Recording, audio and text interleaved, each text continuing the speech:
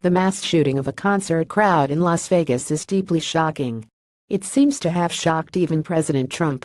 But the illegionist teleprompted piety with which he responded could not be further from his contemptuous indifference to the plight of Puerto Rico. At least 58 people are known to have been murdered in Las Vegas. Hundreds are wounded, and the death toll will undoubtedly rise. But it will never approach the toll caused by Hurricane Maria in the Caribbean island a fortnight ago. Although the official death toll there stands at only 17, the morgues are full in hospitals all over the country. It is only the lack of electricity, water, and transport that prevents them from being tallied. 60 of the island's 69 hospitals are still cut off from power. Half the 3.4 million inhabitants still lack safe drinking water.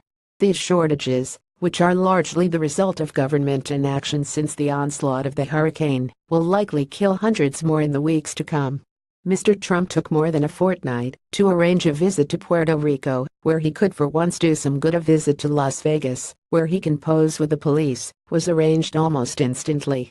The differing responses to the two catastrophes is a stark illumination of racialization of first and second-class citizenship in the U.S. The Puerto Ricans are brown-skinned Spanish speakers. Although they are American citizens, they have no political representation in Congress and no votes in presidential elections. The crowd in Vegas were predominantly white, celebrating a form of music that is also largely white, and where the iconography, by a sour irony, is all in favor of the right to bear arms. They get the treacly appeals to Jesus. The Puerto Ricans were dismissed as ingrates. The crowd in Vegas are offered Mr. Trump's prayers. The thirsty Puerto Ricans had a golf tournament dedicated to them by a president who chose to spend the weekend at one of his luxury resorts rather than help them. They have no water. Let them drink from golfing trophies. The dreadful killings in Las Vegas are part of a ghastly pattern whose lunacy has been dulled by endless repetition. Mass shootings are so common that the satirical paper The Onion has run the same headline 4 times in the last 2 years, each time prompted by a different mass murder. No way to prevent this, it says, the only nation where this regularly happens. Yet the dramatic headline-catching slaughter is not the only dreadful aspect of the situation. 80 or more people are killed by gunshots every day across the USA. So far this year, there have been 11,565 gun deaths in the U.S., 545 children under the age of 11 killed or injured, and 273 incidents classified as mass shootings. There is a desolating pointlessness to these statistics.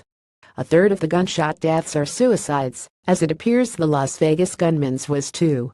In a country where guns are so freely available, legally or otherwise, and the nearest thing to a state-funded and universally available mental health service is the prison system, the figure for suicide is hardly going to diminish.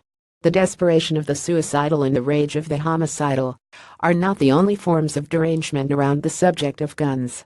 The persistent refusal of Congress, even to consider restrictions on the right of gun ownership, is now so much part of the political landscape that shares and gun makers rose at the news of the massacre. The two tragedies in Puerto Rico and Las Vegas are dreadful in themselves, but taken together they suggest a systematic weakness in American democracy which is more threatening than either.